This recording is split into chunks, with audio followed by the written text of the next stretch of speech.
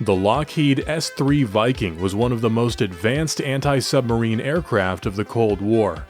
Designed in anticipation of the appearance of modern Soviet nuclear submarines, the Viking could boast of cutting-edge sensors and computerization that put it well above the curve, and all wrapped up in an airframe that was reliable and versatile.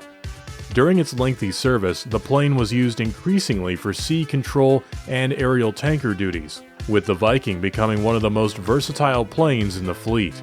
Throughout the 50s and early 60s, the existing strategies for aircraft sub-hunting were mostly based around trying to catch them when they deployed snorkels to recharge their batteries. However, advancements in Soviet nuclear engineering would end up negating most of these existing strategies. While the Soviet Navy continued to maintain a large fleet of diesel boats, the question of how to track nuclear submarines couldn't be answered with the technology in service at the time. They were much more mobile, and without the drawbacks of diesel-electric propulsion, tracking nuclear subs from the air proved a daunting challenge. Their growing capabilities would prompt the U.S. into developing their anti-submarine forces even further. Throughout the 60s, new aircraft like the heavier S-2 tracker and new ASW tactics were employed to replace the old snorkel-chasing methods. A greater focus was placed on the use of sonobuoys, which could be used to survey larger patrol areas, and the newer versions of which were growing even more sensitive and sophisticated. Yet the long-standing center of the anti-submarine mission, the aircraft carrier, was in somewhat of an awkward position. Carriers were then divided between anti-submarine carriers and those with an anti-surface mission, and their specialized equipment would have made it difficult to consolidate the two. In the world of the nuclear submarine and the jet carrier air group, the piston-engined S-2 tracker was becoming an ever more inconvenient asset. As carriers began to field an ever greater number of jet aircraft, there was some frustration with having to still carry stores of aviation gasoline for the S-2s. The situation was not improved by the retirement of the World War II-era converted CVS, which would be entirely out of service by the early 1970s. As a result, both carrier missions had to be unified. All that remained was to find a new anti-sub aircraft that suited them. Among the earliest moves was to announce a competition for the S-2 replacement in 1964 under the designation VSX. The new plane was required to have at least twice the speed, twice the range, and twice the ceiling of the aging tracker. Lockheed was among the most promising entrants due to their previous history in designing maritime patrol aircraft, though their lack of experience with carrier-based aircraft saw them partner with LTV Aviation, and the new ASW gear was to be designed by Univac Federal Systems. Lockheed's Viking was a robust, high-wing aircraft which featured a pair of turbofan engines for their power and fuel economy. The plane also carried nearly every modern airborne submarine detection system of the time. Its 4 crewmen operated the aircraft's systems in coordination with a central general-purpose digital computer, which greatly aided the crew in processing the information gathered by the aircraft's sensors.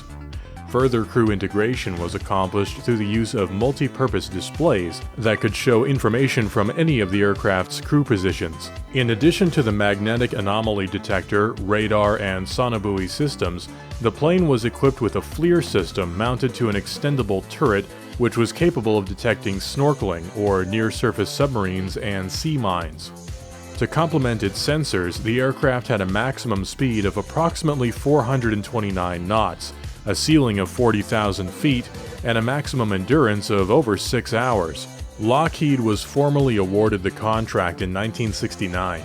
The first of 8 YS-3A prototype and pre-production aircraft flew only 3 years after the contract was finalized in 1972, with the aircraft entering service 2 years later.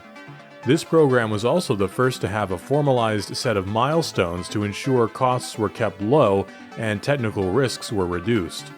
All program milestones were met ahead of schedule, and the plane was prototyped, built, and delivered in quantity in only 5 years. The carriers were modified as well to better suit ASW operations. In 1971, the USS Saratoga was the first to receive an ASW analysis center and support shops for ASW gear and weapons. All carriers except the older, smaller Midway class were able to receive the upgrades.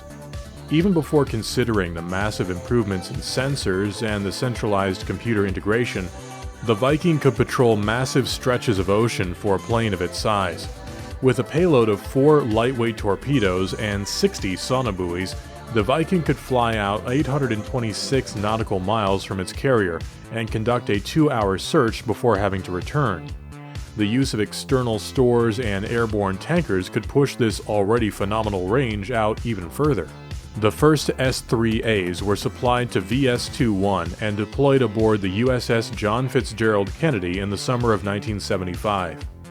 During its Mediterranean deployment, the Kennedy was able to truly demonstrate the universal carrier concept. The introduction of the Viking enabled the consolidation of all U.S. carriers into CVs, the new concept seeing carriers equipped for every conceivable mission. In service, the S-3A could be deployed as a screening element for the carrier group and any surface groups it might be supporting, and also undertake more aggressive anti-submarine patrols with other ASW forces. A U.S. carrier group was typically deployed alongside independent surface action groups and nuclear submarines. The carrier's offensive range and ability to survey thousands of miles of ocean made it the center of naval operations and the most well-defended asset. It was the job of the outer forces to screen the path and potential approaches to the carrier from enemy submarines and to a lesser extent surface ships, though those more often fell under the purview of other aircraft and vessels. Given the distance between these forces, gaps inevitably form, and these areas were typically patrolled by aircraft. In wartime, the Viking could quickly fly out to these locations and deploy a grid of sonobuoys, which it could maintain for several hours before being relieved by other aircraft. In addition to screening the path of the carrier, the S-3A could also be tasked with patrolling the open ocean to search for older cruise missile submarines, which had to surface for long periods to fire their weapons. The S-3 would eventually receive harpoons for this role, but initially it would carry Hydra 2.75-inch rockets or unguided bombs. While the S-3A proved an incredible new addition to the fleet, it soon encountered an unexpected challenge. As a result of the post-Vietnam defense cuts, the spare parts program for the Viking was among the worst affected. Stocks of replacement parts began to grow tight by 1977, though they would not pose a serious issue until the turn of the decade. As a result of stricter rationing of components, the mission readiness level of the Viking squadrons often fell to below 40% in 1981. However, the problem was soon identified and the procurement of more replaceable parts began the following year, along with a new series of maintenance programs to increase readiness. Thanks to these efforts, the mission readiness of these squadrons climbed to over 80%, the highest in the fleet. While the Navy was procuring additional parts, they also initiated a program to drastically improve the offensive and sensor capabilities of the aircraft. The Weapon Systems Improvement Program would seek to prepare the S-3 Viking for its service into the new millennium. Most of these improvements were focused around the aircraft's sensor systems, most notably its new inverse synthetic aperture radar, which boosted its snorkel and mast detection, and its acoustic sensor suite. The acoustic data processor was improved through the use of a standardized naval signal processor which ran on a software shared among new naval maritime patrol aircraft, a new sonobuoy receiver which boosted the available channels from 31 to 99, and it received a new, more reliable tape recorder for storing gathered acoustic data. In addition to its sensor improvements, the Viking received the new ALE-39 countermeasure system, and its electronic support measures were improved to allow better classification of contacts by their radar and radio emissions. Lastly, it finally received the capability to utilize the AGM-85 Harpoon missile, with the pair of missiles being mounted on the outer hardpoints. With a range of approximately 75 nautical miles, the sea-skimming Harpoon could prove very difficult to detect and shoot down. The sum of these upgrades would end up seeing the modified aircraft identified as S-3Bs, as squadrons began to receive the improvements in 1984. In addition to these upgrades, the scope of duties of the aircraft began to grow over the years. The long endurance of the aircraft, coupled with its fuel-efficient turbofan engines, made it an especially effective tanker. As the 1980s drew on, the Navy began to push the operational limits of the aircraft out even further, and to great success. The S-3 took on the aerial mining mission, and during the Northern Wedding and United Effort exercises of 1982 and 1983, the operational search range of the Viking was pushed out to over 1,000 nautical miles with the use of airborne tankers. Even more noteworthy, they were able to detect and track submarines at that range during the exercise. As the Cold War came to a close, tensions in the Middle East soon culminated in a large-scale engagement as Iraq invaded the neighboring country of Kuwait over oil disputes. Along with a massive USAF contingent, the U.S. Navy would deploy 6 aircraft carriers in order to dislodge the Iraqi army from Kuwait. Of the force, USS Kennedy, Saratoga, America, Ranger, and Roosevelt carried embarked squadrons of S-3Bs. A total of 43 Vikings would be active across these carriers by February 1991, and they would serve in a number of roles. The majority of flights were aerial refueling missions supporting other coalition aircraft. However, they also flew a number of reconnaissance, electronic warfare, and several surface air combat patrol sorties.